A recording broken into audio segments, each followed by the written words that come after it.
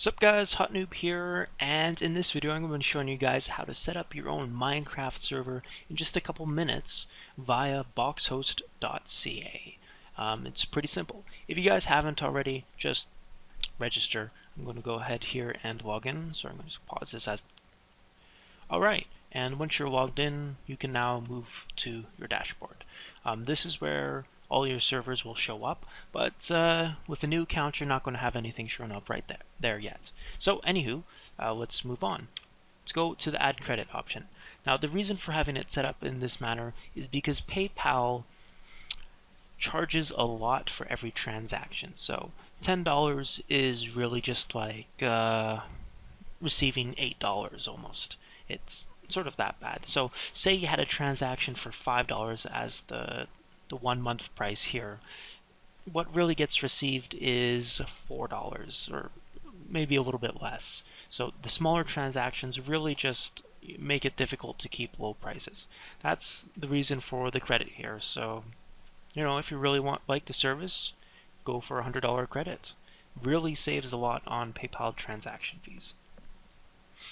Anywho, this is all Canadian dollars, so Americans, do the conversion here. $5 ends up being like $4 US. So you guys get a pretty good deal. $4 a month for a Minecraft server. Anywho, once you have credit, it will show up in your balance a couple minutes later. Simple as that. Should even be instant for the most part.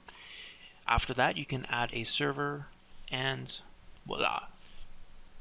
So here we have the server name, and sorry for the pop-up, it's just the recorder bugging out with Minecraft in the background. Anywho, the server name is really just for your own management purposes. It can be whatever you want it to be.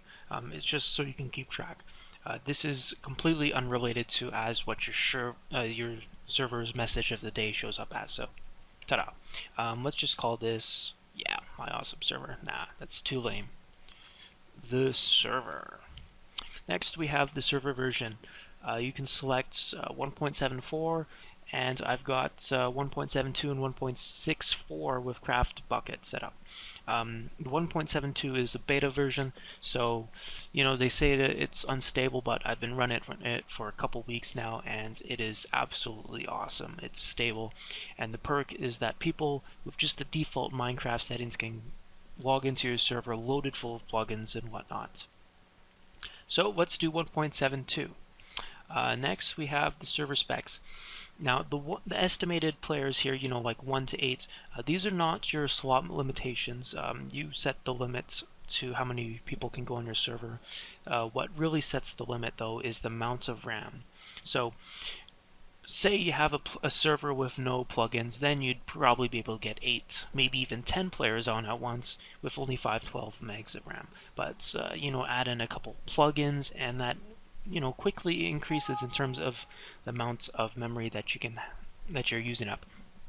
So for example, the demo server right now is using up has about 15-20 plugins right now, and with just one player on, it gets about 1 gig of RAM. But at the same time, there's been a lot of building on that server, so again, the bigger your map, also the more RAM that will be used. We've also got the server set up so that there is garbage collection. So what that means is any memory leaks made by Minecraft will be reduced.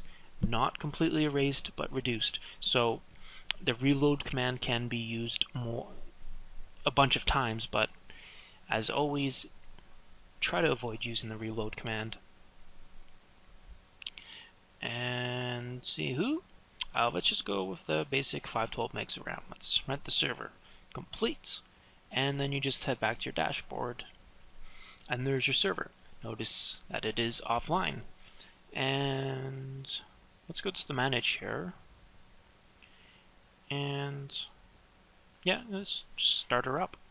Execute the command, or the command's being executed, and let's go back here. It takes a little while to start up, so let's head over to the server console, and and it's starting up, and as you can see, you got pretty much a real-time view of the server console as it starts up. It's you know, a couple milliseconds delay, so whatever.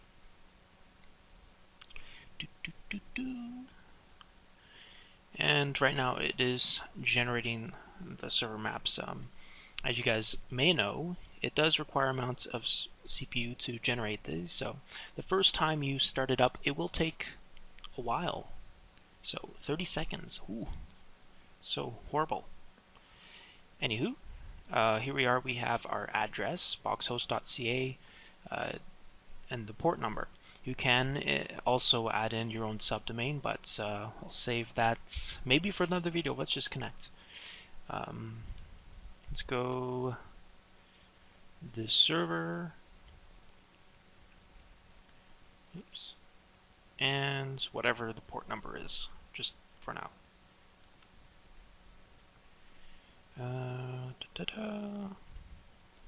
And the default message of the day is just hosted by BoxHost.ca. You guys can easily change that. And ta-da, we are on our own brand new Minecraft server, digging around and stuff.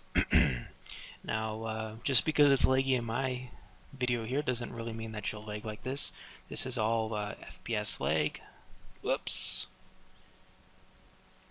As you can see, the laptop I'm on right now doesn't really handle Minecraft and recording videos at the same time very well. But anywho, you got your server set up, and that's pretty much it for a basic setup. Let's see how long that took. Oh, shoot. Nearly 7 minutes, but with useless instructions, so I'm sure you guys could probably do it in like 60 seconds. Anywho, yeah, please visit BoxHost.ca, check it out, hopefully host a server with us.